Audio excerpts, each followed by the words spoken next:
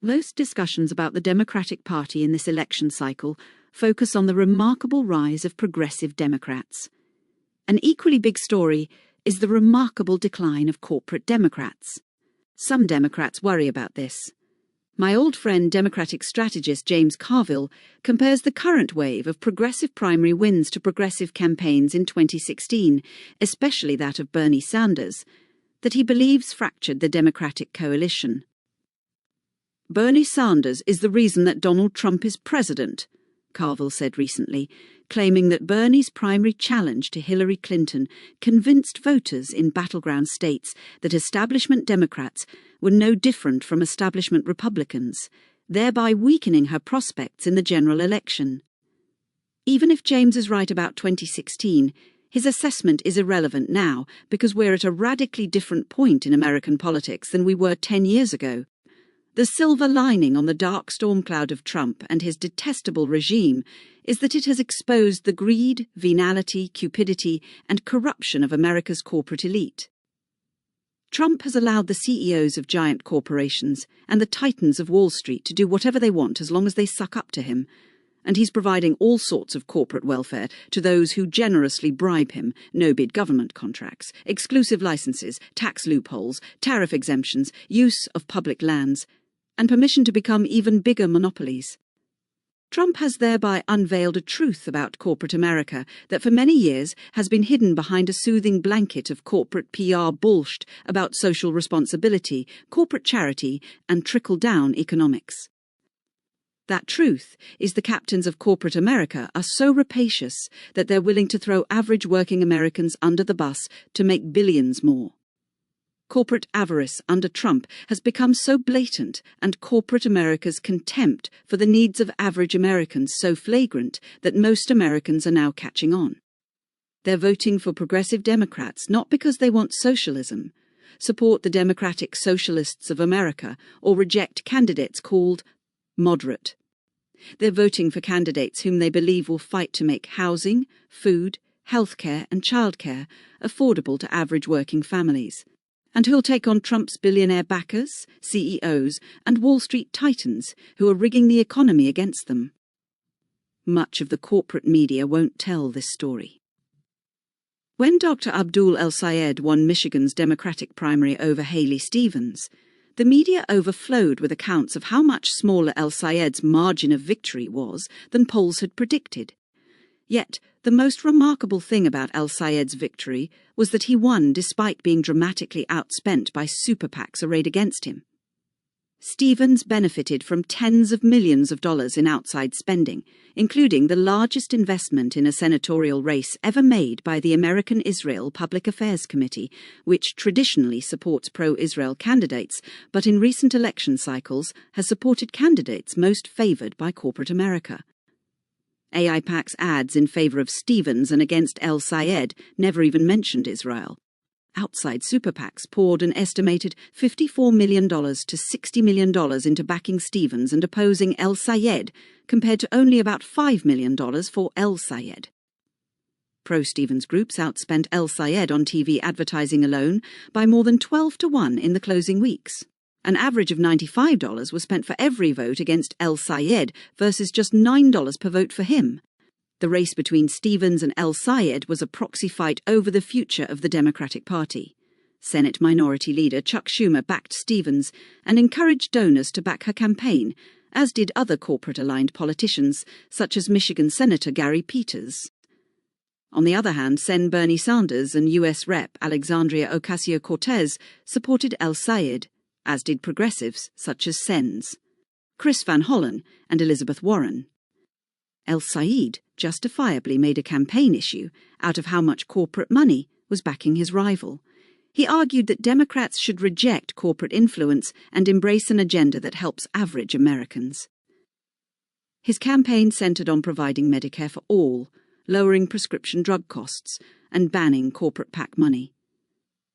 We're in a situation right now where the rich keep getting hyper-rich on the backs of figuring out how to monetize everyday people.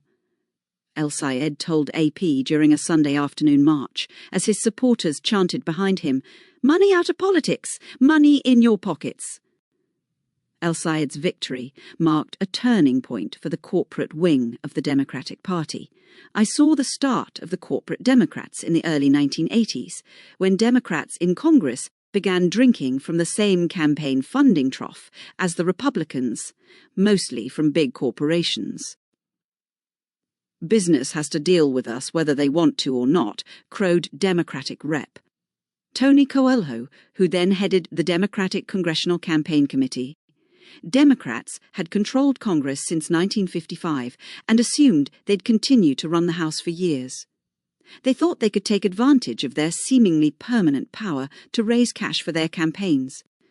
Coelho's Democrats soon achieved a rough parity with Republicans in contributions from corporate and Wall Street campaign coffers, but it proved a Faustian bargain as big corporations and Wall Street gained increasing influence in the party. It is a truism in politics as in nature: one dares not bite the hands that feed. Corporate Democrats thereafter stopped the Democratic Party from pursuing an agenda that would have dramatically helped America's working class. To be sure, over the last 3 decades, Democrats have scored some important victories for working families: the Affordable Care Act, an expanded earned income tax credit, and the Family and Medical Leave Act, for example.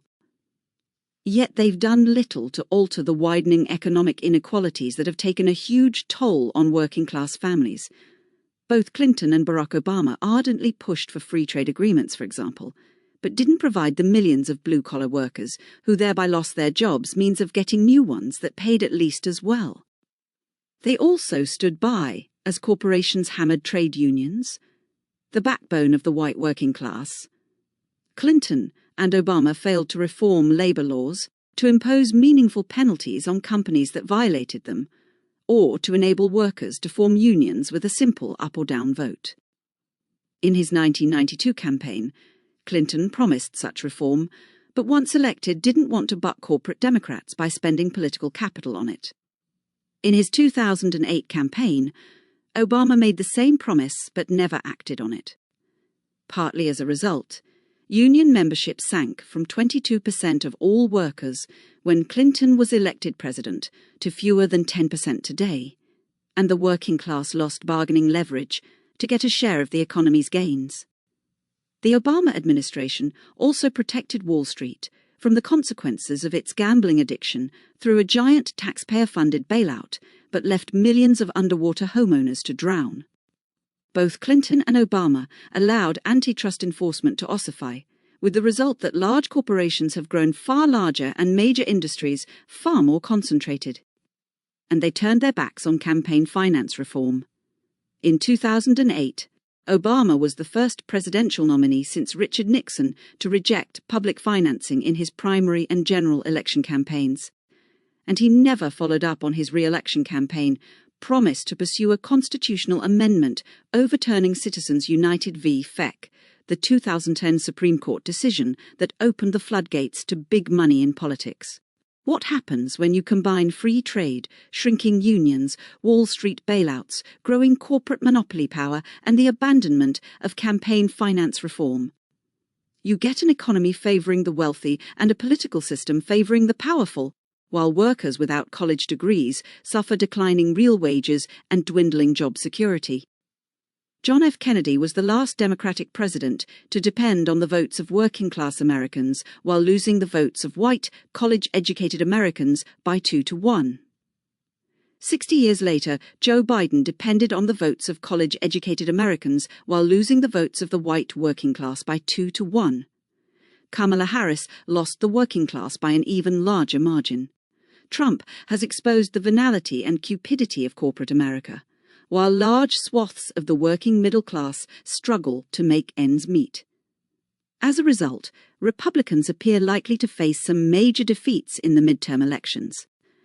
Corporate Democrats are on the defensive because their campaign cash isn't working the way it used to.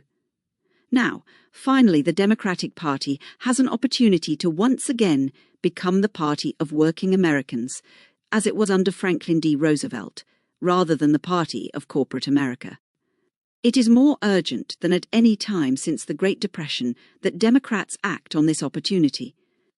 Robert Reich is Professor Emeritus of Public Policy at Berkeley and former U.S. Secretary of Labor.